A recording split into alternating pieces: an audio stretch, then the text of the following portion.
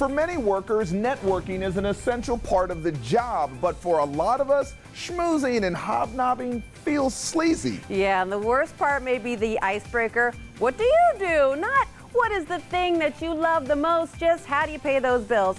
Kind of dehumanizing. No, it can be pretty awful, but Jimmy Rhodes found better ways to break the ice at the top of the list. The handshakes, the business cards, scanning the room for someone more important to talk to. Networking can really stink, but it's a critical part of how you become successful in whatever way you define that. Work-Life Expert Darrah Brustein says old school networking relies too often on stock questions, like the worst icebreaker ever. So, what do you do? The question, what do you do, is really limiting and often minimizing to people. Let me quickly assess who you are and what I can get from you, as opposed to who are you with a curious lens. So Darrah crafted 55 better ways to break the ice. For starters, you've got your mild questions. You can stick to business. Starting off with a mild question like, what's exciting for you right now? Or what are you working on right now? Or make it more personal. What are you currently reading? Or where's somewhere that you'd love to travel to or that you're heading to soon? The key is to really be in the moment with the person in front of you. The number one priority is to be authentically asking and listening and truly engaging in the conversation, as opposed to always thinking about what's next or what's my response going to be. Next up are medium questions, such as, what does success mean to you? Or what's the best advice you've ever been given? Are two really great ways to learn something more about someone and what matters to them. The mediums are more probing than the mild questions.